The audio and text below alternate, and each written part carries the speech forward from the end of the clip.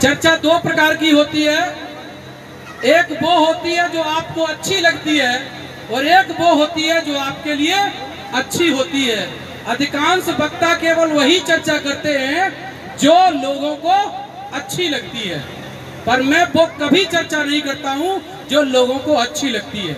मैं हमेशा वही चर्चा करता हूं जो लोगों के लिए अच्छी होती है, क्योंकि बाबा साहब भीमराव अंबेडकर ने जो हमको मार्ग दिया है, जैसे भंते जी ने अभी बताया कि आपने बहुत शानदार बुद्ध विहार बनाया है। अच्छी बात है, बुद्ध विहार बनना चाहिए, लेकिन बुद्ध के धम्म के प्रचारक भी तो बनना चाहिए। विहार अपने आप में क्रांति नहीं करता है, क्रांति प्रचारक करते हैं। तो प्रचारक भी कोई नौजवान हमारा तैयार होना चाहिए, और जब तक हम नौजवान प्रचारक तैयार नहीं करेंगे, चाहे वो सामाजिक क्षेत्र में हो, चाहे राजनीतिक क्षेत्र में हो और चाहे धार्मिक क्षेत्र में हो, हमारे जीवन में बदलाव नहीं आ सकता। चूंकि मैं चिकित्सा के पेशे से हूँ, मैं एक डॉक्टर हूँ, तो मैं कभी भी वो बात नहीं कहूँगा जिससे मरीज को नुकसान हो। मैं वही बात कहूँगा जिससे मरीज को फायदा हो। और आप जहाँ जितने भी लोग बैठे हैं, इनमें 99% लोग मरीज हैं, ये बीमार लोग बैठे हुए हैं। मेरी आधी बात तो भंते जी पूरी कर गए, क्योंकि भंते जी से ही मैंने सीखा है। तो जीवन के दो आधार हैं, एक है सील और दूसरा है धन। इसके आधार पर मनुष्य श्रेष्ठ जीवन जीता है। तो सील की बात भंते जी ने बता दी आपको। दूसरी बात होती है धन। ये कैसे आता है मनुष्य के जीवन में? इसके 3 रास्ते होते हैं। पहला होता है जमीन, दूसरा होता है नौकरी और तीसरा होता है व्यापार। तो जमीन हमारे लोगों के पास बची नहीं है, और आज 98% प्राइवेटीकरण कर दिया गया है। 98%, ये लोकसभा में आंकड़े पेश किए गए, 98% इस देश में प्राइवेटीकरण हो गया है। और बिजनेस आप लोगों के पास है नहीं। कोई साथी हाथ खड़ा करे जिसके पास कोई कंपनी हो, कोई फैक्ट्री हो, कोई मॉल हो। किसी के पास है तो कोई हाथ खड़ा करे। तो ये सोचने का विषय है, जब जमीन आप पे है नहीं और प्राइवेटीकरण के माध्यम से नौकरियां खत्म कर दी गई हैं और व्यापार आपके पास है नहीं, तो ये गोद में बैठे हुए बच्चों का जीवन कैसे अच्छा होगा? इस पर चिंतन करना चाहिए, मनन करना चाहिए, और चिंतन और मनन करके वो रास्ता खोजना चाहिए जिससे इनकी जीवन में खुशहाली आए। तो सबसे पहले हमको ये समझना होगा कि हमारी बीमारी क्या है। बीमार लोगों को नहीं पता कि वो बीमार है, इसीलिए उनकी बीमारी का आज तक इलाज नहीं हो पाया। यहाँ मैं कह रहा हूँ जितने भी साथी बैठे हैं ये सब बीमार हैं, लेकिन मैं अभी इनसे पूछूंगा तो ये बता ही नहीं पाएंगे कि इनको बीमारी क्या है। जैसे मैं ये अंकल जी आगे बैठे हैं, भैया क्या बीमारी है आपको? कोई बीमारी है? नहीं है। आपको बेटा, आपको भैया, आपको दादा, ये जितने भी लोग बैठे हैं ये सब बीमार लोग बैठे हैं। पर किसी बीमार व्यक्ति को अगर अपनी बीमारी के बारे में पता ना हो तो क्या कभी वो इलाज कराएगा? कराता है इलाज? नहीं कराता है। तो ये बीमार लोग हैं, बस इनको पता नहीं है कि बीमारी क्या है। मैं अपनी बीमारी बताता हूँ। मैं पढ़ गया, लिख गया, मेरे पिताजी भी नौकरी में थे, लेकिन पढ़ने लिखने के बाद डॉक्टर बन गया, ग्वालियर मेडिकल कॉलेज भी पहुंच गया और वहाँ अपना बॉन्ड भी पूरा करने लगा। अपना 1 साल मैंने सेवा भी की वहाँ से मैंने अपनी ट्रेनिंग पूरी की। और जब मेरे गांव के लोग आते थे तो वहाँ पिताजी को फोन करते कि आपका बेटा वहाँ पर है, आप फोन कर दीजिए तो हमारी मदद हो जाएगी।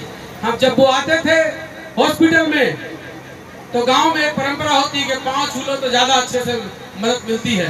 तो पैर छूने का प्रयास करते मैं उनको बोलता था कि नहीं, आपको पैर नहीं छूना है क्योंकि आपको पिताजी ने भेजा है।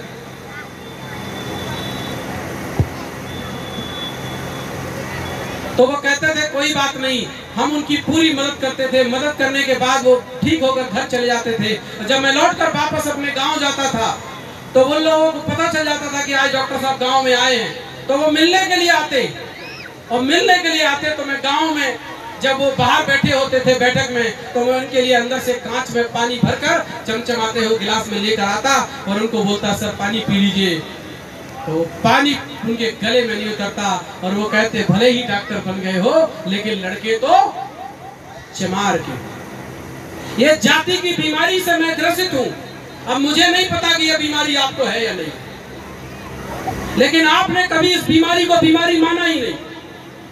मैंने इस बीमारी को बीमारी माना, और मानने के बाद जब मेरे को यह बात समझ में आई तो 15 सितंबर 2021 को, जिस दिन कांसीराम साहब को 15 सितंबर 2003 को हैदराबाद में ब्रेन हेमरेज हुआ था, उनकी आवाज चली गई थी, और आवाज जाने के बाद बहुजन आंदोलन तस से नस हो गया, आज मिट्टी में मिल गया। उसी कारवां को आगे बढ़ाने के लिए अपने जीवन साथी के साथ फैसला किया कि पूरे देश में कांसीराम साहब के अधूरे कारवां को पूरा करने के लिए पूरी जिंदगी लगाएंगे, कोई दूसरा काम नहीं करेंगे। और उस दिन से यह फैसला किया कि काम होता कैसे है। कांसीराम साहब कहते थे कि मैंने एक फैक्ट्री बनाई है, मैं एक चक्की चलाता हूँ, उसमें मैं लीडर पैदा करता हूँ। और लीडर पैदा कैसे होते थे? लीडर पैदा होते थे कैडर से, प्रशिक्षण से। और पूरे देश में 2003 के बाद एक भी आवासीय कैडर कैंप नहीं हुआ, न चाहे 3 दिवसीय हो, चाहे 5 दिवसीय हो, चाहे 7 दिवसीय हो। पुराने साथी हैं, वो जानते हैं इस बात को।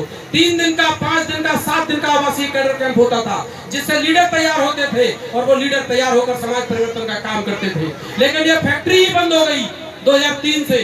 जो प्रोडक्ट थे वो पुराने हो गए, और कुछ मर के चले गए, और कुछ ऐसे हो गए जो कभी इधर, कभी उधर, कभी नागनाथ के साथ, कभी सांपनाथ के साथ मिल गए, और पूरा आंदोलन तहस नहस हो गया। तो ये आंदोलन चलता कैसे है, इसको हमें समझना होगा। इसके 5 कारण हैं। तो मैं चूंकि चिकित्सक हूं, तो मैंने बीमारी के तरीके से इसको डायग्नोस किया है। पहला होता है बीमारी, दूसरा होता है बीमारी का कारण। कोई अगर बीमारी है तो उस बीमारी का कोई ना कोई कारण होता है। अगर बीमारी का कारण है तो उस बीमारी का इलाज भी होता है, और अगर इलाज है तो इलाज को लेने का तरीका भी होता है, और जब इलाज को लेने का तरीका है तो उसका कोई परहेज भी होता है। अगर ये 5 बातें आप जान लो तो आपके जीवन से बीमारी हमेशा के लिए खत्म हो सकती है। और अगर 5 में से एक भी बात छोड़ दी आपने, अगर आपको बीमारी बता दी, जैसे आप डॉक्टर के पास जाते हैं, बुखार आ गया आपको, तो डॉक्टर क्या करता है? पहले बुखार उतारने के लिए एक गोली दे देता है, बोले इसको खा लो। फिर क्या करता है? जांच करवाता है, यानी कि वो बीमारी का कारण जानता है, और कारण जानने के बाद फिर वो दवा लिख कर देता है। दवा लिखने के बाद काम पूरा हो जाता है क्या? नहीं होता है। वो क्या करता है? वो आपको दवा खाने का तरीका बताता है कि दवा खानी कैसे है, जो भंते जी बता रहे थे कि कौन सी सुबह खानी है, कौन सी शाम को खानी है। क्या दवा खाने का तरीका बता देंगे तो बीमारी दूर हो जाएगी? नहीं होगी। उसका परहेज बताना पड़ेगा कि आपको कौन कौन सा परहेज करना है। तो जो हमारी सबसे बड़ी बीमारी है वो जाति है, और जाति को हम लोग बीमारी नहीं मानते हैं। जो बौद्ध बन गए हैं वो भी आज तक अपनी जाति का पुछल्ला नहीं छोड़ पाए, इसीलिए अभी तक हमारी आजादी का रास्ता तय नहीं हो पाया। दूसरा इसका कारण है, ये जाति आई कहां से? कारण पे तो जाना पड़ेगा कि जाति कहां से आई। जाति सत्ता से आई है, और सत्ता से ही मिटेगी, इसके पहले कोई भारत से जाति को नहीं मिट सकता। ये बाबा साहब ने और कांसीराम साहब ने साबित किया। कोलालमपुर और मलेशिया में कांसीराम साहब ने जो स्पीच दिया है उसको पढ़ें आप। बाबा साहब कहते हैं कि इस देश में सारी समस्याओं का समाधान केवल एक जगह पर है, और वो राजनीतिक सत्ता की मास्टर चाबी में। लेकिन सत्ता की मास्टर चाबी में समाधान कब है? जब आपका नेतृत्वकर्ता के अंदर 4 गुण हो। नेतृत्वकर्ता के अंदर कुछ क्वालिटीज बताई उन्होंने कि नेतृत्वकर्ता के अंदर 4 गुण होने चाहिए। कौन कौन से गुण बताए थे? उन गुणों पर चर्चा नहीं होती है, इसलिए आज समाज में हजारों नहीं लाखों संगठन बनते जा रहे हैं। उन गुणों पर जिस दिन मेरा समाज चर्चा करने लगेगा, उस दिन समाज में संगठन बनना बंद हो जाएंगे और समाज संगठित होना शुरू हो जाएगा। वो गुण कौन कौन से हैं? बाबा साहब कहते हैं कि समाज का नेतृत्वकर्ता पहले नंबर पर त्यागवान होना चाहिए। कैसा होना चाहिए? त्यागवान होना चाहिए। दूसरा वो गुण बताते हैं कि समाज का नेतृत्वकर्ता नैतिकवान होना चाहिए। तीसरा वो गुण बताते हैं कि समाज का नेतृत्वकर्ता समाज के लिए समर्पित होना चाहिए। और चौथा वो गुण बताते हैं कि समाज का नेतृत्वकर्ता समाज हित की योजना बनाने वाला होना चाहिए। अब मैं त्याग की बात करता हूं तो बाबा साहब क्रांति और प्रतिक्रांति में लिखते हैं तथागत बुद्ध की बात को कोट करते हुए कहते हैं कि समाज का नेतृत्व कोई राजा नहीं कर सकता, समाज का नेतृत्व कोई जमींदार नहीं कर सकता, समाज का नेतृत्व कोई सेठ नहीं कर सकता। तो बाबा साहब और बुद्ध कहते हैं कि कौन कर सकता है? बोले समाज का नेतृत्व एक भिक्षु कर सकता है।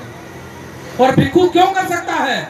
उसके लिए वो दो नियम बताते हैं जो भंते जी ने बताए अभी, कि भिक्षु दो जिम्मेदारियों से मुक्त होता है, एक तो पैसे की जिम्मेदारी से और दूसरा परिवार की जिम्मेदारी से। तो जो भी आज समाज का नेतृत्व करना चाहते हैं उनको ये दो गुण अपने अंदर पैदा करने ही पड़ेंगे, परिवार और पैसे की जिम्मेदारी से मुक्त होना ही पड़ेगा। और जो परिवार और पैसे की जिम्मेदारी से मुक्त नहीं हो सकता, मैं लिख कर दे रहा हूँ, वो समाज का नेतृत्व नहीं कर सकता, वो समाज को धोखा ही देगा। चाहे तो वो आज दे दे या कल दे दे, वो धोखा ही करेगा। क्यों? क्योंकि बुद्ध कहते हैं कि जो परिवार और पैसे की जिम्मेदारी से मुक्त होता है, वो जिस दिन से संघ में शामिल होता है, उस पर एक नियम और लागू होता है कि उसको सीलों का पालन करना होता है। तो आपका नेतृत्वकर्ता सीलवान होना चाहिए। तो आज आप देखिए, क्या कोई ऐसा नेतृत्वकर्ता है आज अपने समाज में जो इस सामाजिक जिम्मेदारी को निभाने के लिए पैसा और परिवार छोड़ने के लिए तैयार है? लाखों संगठन बन गए। क्यों? क्योंकि कांसीराम साहब जब कैडर देते थे उसमें ये चार चीजें बताते थे। तो साहब के जाने के बाद कोई ऐसा व्यक्ति देश में नहीं निकला जो ये दो जिम्मेदारियों से मुक्त हो सके, तो समाज को ये सही रास्ता दिखा सके। जब ये रास्ता सही लोगों ने दिखाना बंद कर दिया तो फिर क्या हुआ? 1, 2, 3, 4 लाख, 2 लाख, 15 लाख, तो देश में 29 लाख संगठन बन गए। क्योंकि संगठन बनाने वाले लोगों के अंदर कभी समाज ने देखा ही नहीं कि उनके अंदर क्या गुण होने चाहिए। दूसरी बात तथागत कहते हैं और बाबा साहब कहते हैं कि दूसरे धर्मों में जो स्थान ईश्वर का है, अल्लाह का है, गॉड का है, मेरे धर्म में वो स्थान नैतिकता का है, सदाचार का है, सील का है। और आज हमारे समाज में जो भी समाज का नेतृत्व कर रहे हैं, अगर वो त्यागवान नहीं है और नैतिकवान नहीं है, तो वो माफ करना, वो समाज का कभी भला नहीं कर सकते हैं। वो अपने परिवार का या अपने घर का भला कर सकते हैं, समाज का भला नहीं कर सकते। तीसरे नंबर की चीज है वो है समर्पण। जो नेतृत्वकर्ता समाज के लिए काम करता है उसका जीवन समाज के लिए समर्पित होना चाहिए। ये बात बाबा साहब ने 18 मार्च 1956 को आगरा के रामलीला मैदान में कही। क्या कहा? कि मैं इस समाज के विशाल तंबू में बंबू के समान हूँ, मेरा स्वास्थ्य ठीक नहीं रहता, मैं पता नहीं इस दुनिया से कब चला जाऊंगा, मुझे पूरे देश में कोई एक ऐसा नौजवान नहीं मिल पा रहा है जो इन करोड़ों असहाय लोगों के हितों की रक्षा करने के लिए आगे आ जाए और अपना पूरा जीवन इस समाज के लिए लगा दे, जिससे मैं चैन से मर जाऊं। और बाबा साहब इस दुनिया से चले गए, उनको जिंदा रहते हुए कोई ऐसा नौजवान नहीं मिला। इसीलिए माननीय साहब कांसीराम जी को जब ये बात समझ में आई तो उनको संकल्प लेना पड़ा और तंबू का बंबू खुद बनना पड़ा। और साहब के जाने के बाद आज पूरे देश में फिर कोई ऐसा नौजवान दिखाई नहीं दे रहा है, कोई ऐसा नौजवान दिखाई नहीं दे रहा है जो कहे कि मैं समाज की और परिवार की जिम्मेदारियों को छोड़कर, पैसे की जिम्मेदारियों को छोड़कर अपनी पूरी जिंदगी इस कौम के लिए लगाने के लिए तैयार हूँ। इसलिए 15 सितंबर 2021 को हमको संकल्प लेना पड़ा। भले ही हम लोगों ने पहले सास की नौकरी की, घर परिवार में रहते थे, लेकिन 15 सितंबर को फैसला किया या पूरी जिंदगी इस कौम के लिए हम लगाएंगे। और जब हम लोगों ने लगाने का फैसला किया तो आज हमारे साथ में 7 और नौजवान ऐसे हैं जिन्होंने अपना घर परिवार सब कुछ इस कौम के लिए छोड़ के इस बहुजन आंदोलन को आगे बढ़ाने का संकल्प किया है। उसमें कुछ बेटियां भी हैं, हमारी बहनें इस मूवमेंट को आगे बढ़ाने के लिए निकल चुकी है। तो हमको इस बात समझनी पड़ेगी कि जब तक समाज में त्यागवान और नैतिकवान लोग पैदा नहीं होंगे तब तक समाज आगे बढ़ नहीं सकता। कांसीराम साहब कहते थे कि जिस कौम में कुर्बानी देने वाले लोग पैदा नहीं होते वो कौम गुलाम हो जाती है। आज हमारे कौम में कौन है कुर्बानी देने वाला? हम सब चाहते हैं कि हमारा बेटा डॉक्टर बने, हमारा बेटा मास्टर बने, हमारा बेटा इंजीनियर बने, लेकिन कोई चाहता है कि हमारा बेटा अम्बेडकर बने या कांसीराम बने? कौन कहता है कि मैं अपना एक बेटा इस मूवमेंट के लिए देना चाहता हूँ? आप जिस दिन ये कहने लगोगे, जिनसे आपकी लड़ाई है वो लाखों नौजवान उनके अनमैरिड होकर संघ में काम करने के लिए घूम रहे हैं। आपके पास क्या है? उनके पास सारी व्यवस्थाएं हैं, लेकिन फिर भी वो अपने कौम के लिए कुर्बानी दे रहे हैं और हमारे पास तो खोने के लिए कुछ नहीं है। मैं एक नौकर का बेटा था, वो तो मालिक के बेटे हैं, वो मालिक के बेटे होने के बाद भी कुर्बानी दे रहे हैं और हम केवल बाबा साहब के नाम पर केवल भाषण दे रहे हैं। जब तक हमारे समाज में कुर्बानी देने वाले लोग पैदा नहीं होंगे हमारा समाज आगे नहीं बढ़ सकता है। स्वार्थ में 1000 लोग लिपटे हों, 1000 लोग भी एक व्यक्ति का नेतृत्व नहीं कर सकते, लेकिन एक निस्वार्थ व्यक्ति निकल जाए, सीलवान व्यक्ति निकल जाए तो लाखों नहीं करोड़ों लोगों को बदल सकता है। ये कांसीराम साहब ने और बाबा साहब ने करके दिखाया इसी भारत की धरती पर। तो हम लोगों को यह तय करना पड़ेगा कि हमारी समस्याएं क्या हैं। तो हमारी बीमारी है जाति, और इसका कारण है वो व्यवस्था, जिस व्यवस्था को पहले ब्राह्मणवादी व्यवस्था कहते थे, मनुवादी व्यवस्था कहते थे, फिर उसको हिंदूवादी व्यवस्था कहने लगे, और आजकल उन्होंने पलटी मार ली, उसको वो सनातन कहने लगे। जबकि सनातन शब्द बुद्ध का है, एक धम्मो सनातनो, ये धम्म सनातन है, ये सत्य है, ये बुद्ध का मार्ग है, ये बुद्ध का शब्द है, लेकिन उन्होंने चुरा लिया। तो हमको इस बात को समझना पड़ेगा कि कारण है उसका धर्म, और आप आज तक उसी धर्म की गुलामी में जकड़े हुए। धर्म की गुलामी का कारण है जाति, और जाति आज तक हमने अपनी नहीं छोड़ पाई। इसलिए डॉक्टर पुष्पेंद्र ने सबसे पहले अपनी जाति खत्म की और अपना नाम लिखा डॉक्टर पुष्पेंद्र बहुजन, और उस दिन से अपने आप को बहुजन समाज का माना और अपनी जाति को हमेशा के लिए खत्म कर दिया, और आने वाली पीढ़ियों के लिए भी खत्म कर दिया कि अब हमारी कोई संतति ही नहीं होगी जो समाज जाति में पैदा हो। बल्कि अब हम क्या करेंगे, जो कांसीराम साहब ने बहुजन समाज बनाने का काम किया था, जातियों में बिखरे हुए लोगों को बहुजन महापुरुषों की विचारधारा के आधार पर तैयार किया, और इस देश में बहुजनों की सत्ता स्थापित करने के लिए काम किया। वही काम करने के लिए हम लोगों ने फैसला लिया। तो कारण है क्या? जाति व्यवस्था, और उसका मुख्य कारण है धर्म, और वो धर्म सारे शास्त्र, जिन शास्त्रों पर आज भी हमारे समाज के लोग विश्वास करते हैं, कैसे भी करते हो, परंपराओं के नाम पर करते हो, लेकिन फिर भी आज भी हम व्यवस्था पर विश्वास करते हैं। तो ये हो गया कारण। इसका निवारण क्या है? निवारण एक है कि इस जाति ने हमारा रोका क्या है, इस देश के मूल निवासी बहुजनों का रोका क्या क्या है। इस जाति ने 3 चीजें रोकी हैं आपकी: एक साथ बैठना, एक साथ खाना, और एक साथ समारोह करना। ये रोका है इस जाति ने। इस देश में जो व्यवस्था कहते हैं ब्राह्मणवादी व्यवस्था, उसमें 4 वर्ण हैं, ब्राह्मण, क्षत्रिय, वैश्य और शूद्र। जो चौथा वर्ण है वो यहाँ बैठा हुआ है। ये चौथे वर्ण के लोगों के लिए नियम बनाया। पहले इनमें जातियां बनाई, और जातियां बनाने के बाद ये नियम बनाया कि ना आप एक साथ बैठ सकते हो, ना एक साथ खाना खा सकते हो, ना एक दूसरे के यहाँ जा सकते हो। जिससे क्या हो गया, हम में 10,000 जातियां बढ़ गई। 6,743 जातियां हैं मंडल कमीशन के अनुसार। अगर हम उन लोगों को भी जोड़ लें जिन लोगों ने अपना धर्म बदल लिया, सिख बन गए, ईसाई बन गए, बौद्ध बन गए, तो हमारी जातियों की संख्या हो जाती है लगभग 10,000। और वो कितने लोग हैं जिनसे हमारा मुकाबला है? वो मात्र 15% लोग हैं, लेकिन वो तो 15 हैं और हम 85 हैं। ये बात गांव गांव का प्रत्येक व्यक्ति जानता है। लेकिन हम 85 लोग कितनी जगह बटे हुए हैं? 10,000 जगह पर बटे हुए। एक जाति उसी जाति में बैठती है, उसी जाति में खाना खाती है, और उसी जाति के समारोह में जाती है। दूसरी जाति के व्यक्ति के साथ वो कोई रिश्ता, कोई संबंध नहीं बनाते हैं। ये इस जाति व्यवस्था ने रोका है, तो हमको इसको तोड़ना होगा। एक साथ बैठना, एक साथ खाना, एक साथ समारोह करना शुरू करना पड़ेगा। और जैसे ही हम ये कहेंगे तो वो एंटीना वाला कहेगा कि तुम्हारा धर्म भ्रष्ट हो गया। कुशवाहा से कहता है जाटव के यहाँ मत जाना, गुर्जर से कहता है कि कुशवाहा के यहाँ मत जाना, जाटव से कहता है कि वाल्मीकि के यहाँ मत जाना, और ये काम हम लोग करते हैं। हम नहीं जाते हैं, इसीलिए हम जातियों के बंधनों में बंध गए। और फिर उसने एक नया षड्यंत्र किया कि बोले जातियों की जमात तो कांसीराम ने बनवा दी थी, अब इसको और तोड़ना पड़ेगा। तो पहले तो केवल हम 10,000 जातियों में टूटे थे, अब 29 लाख संगठनों में तोड़ दिया। तो जोड़ेंगे कैसे? जोड़ने का क्या तरीका है? जोड़ने का तरीका है कि जो भी संगठन बनाने की चाहत रखता है, जो संगठन चलाने की चाहत रखता है, जो समाज को आगे बढ़ाने की बात करता है, उससे कहिए कि बाबा साहब भीमराव अम्बेडकर और बुद्ध ने कहा है कि समाज का नेतृत्व वही कर सकता है जो त्यागवान और नैतिकवान है। अगर तुमको समाज का दर्द है तो छोड़ो घर परिवार और पैसा, आओ मैदान में। मैं उसी दिन से कह रहा हूँ, उसी दिन से समाज में संगठन बनना बंद हो जाएंगे, क्योंकि जो भी संगठन बनाता है वो अपने परिवार और पैसे के लिए ही बनाता है। और जिसमें दर्द होगा वो परिवार और पैसा छोड़ेगा। जिस तरीके से हमारे बहुजन समाज के सभी महापुरुषों ने परिवार और पैसा छोड़ा तो मानवता के लिए काम किया। उदाहरण के लिए बताता हूँ, जैसे मान के चलिए हमारे अंदर नैतिकता है तो परिवार के लिए ज्यादा होगी कि समाज के लिए ज्यादा होगी?